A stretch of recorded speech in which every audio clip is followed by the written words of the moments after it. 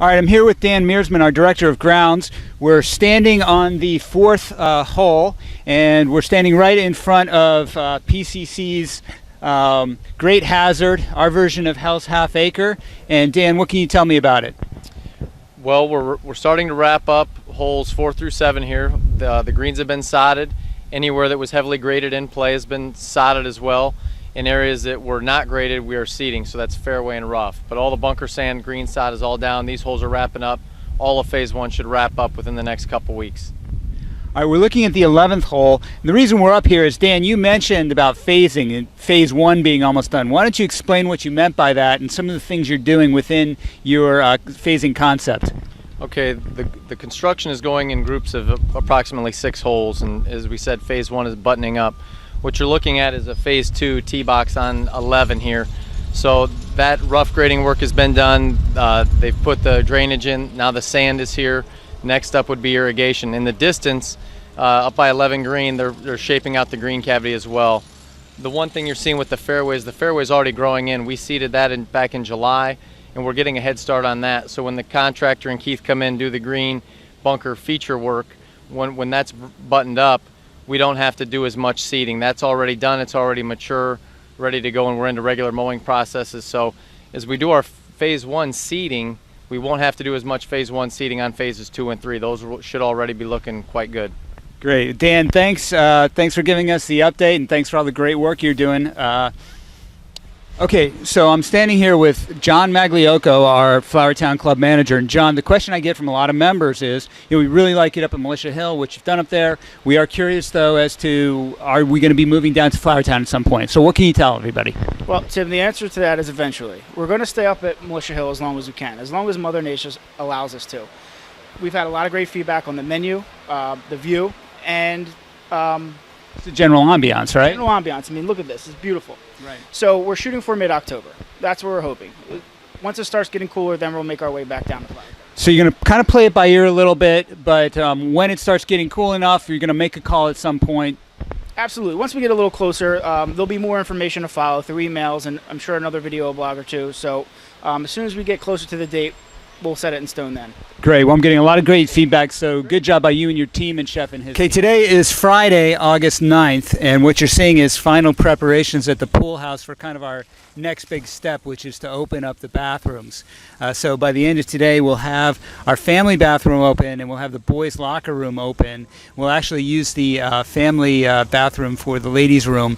Then over the weekend and into Monday, they'll finish up the ladies' locker room. So we'll have all 3 bathrooms ready, with one exception, and that is that the floors, though they're a finished concrete, we have a colored epoxy that's going to be done on each one of those, and they take some time to cure when you lay down when you lay that down. So what we're going to do is, once we have everything in order, we're going to shut down one bathroom at a time, do the floor, reopen it, and move on to the next one. So we'll always have facilities for men and ladies, but at some point we'll kind of be shuffling through it. So we're over at the platform tennis site. What you're seeing is the first phase, which is we're putting in the foundation.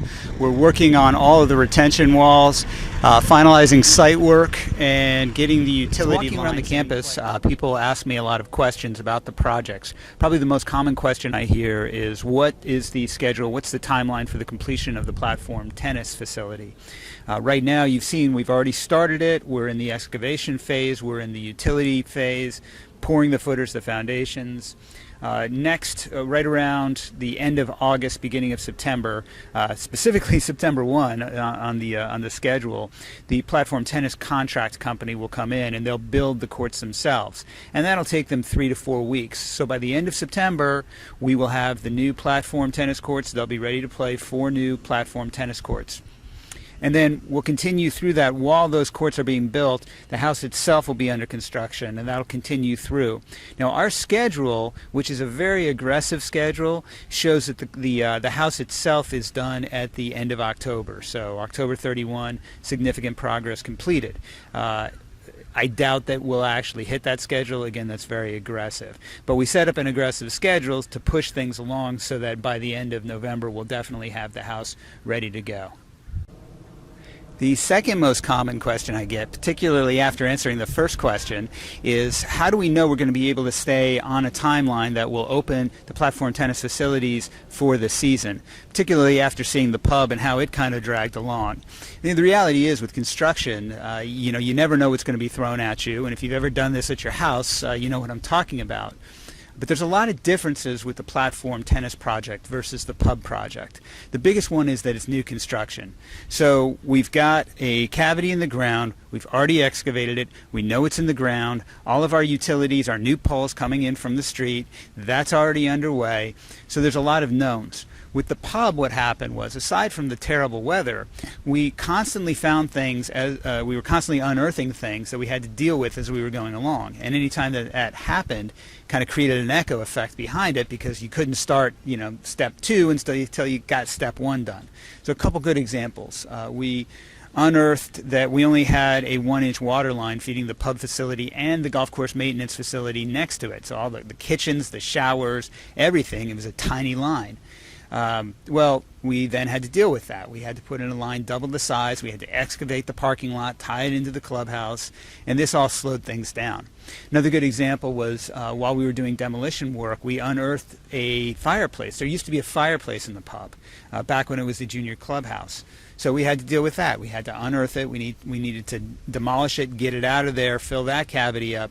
Again, it slowed the process down. These are 2 examples, but weekly things like this were happening. Well, that's not going to happen with the platform tennis facility. So, anything can happen with construction, but we've really set ourselves up for success to be done and ready for the season. The other question I get asked frequently is, what's going on with the squash project? So the pub is now kind of winding down. We're getting close to completion there, and we're really ramping up on the paddle. So now we're shifting some of our focus over to the squash project.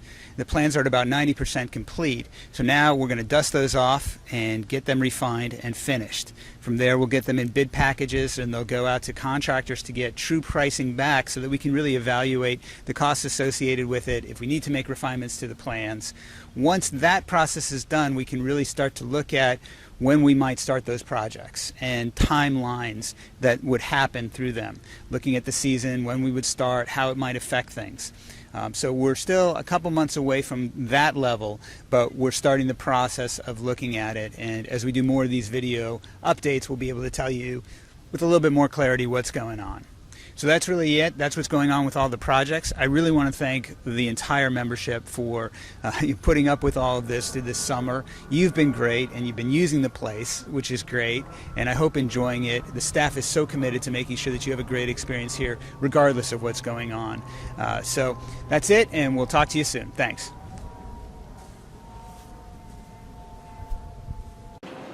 Three buddies are playing golf. They step up to the 5th tee.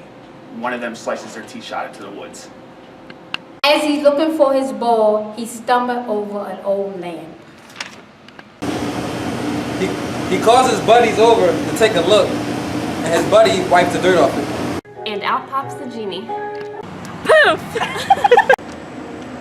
The genie says to the first golfer, I am the genie of the lamp. You have freed me from my curse. You get one wish, what would you wish for? I wish I was a scratch golfer. poof! And suddenly he's a scratch golfer, and then the genie says to the second golfer, I am the genie of the lamp. You have freed me from my curse. You get one wish, what would you wish for? I wish I could golf like Tiger Woods. Poof! And suddenly he can golf like Tiger Woods. Then the genie says to the third golfer, I am the genie of the lamp. You have freed me from my curse. You get one wish, what would you wish for? I wish I could beat my 2 buddies here at golf. Poof! Oh yeah, and suddenly his buddies have 28 handicaps.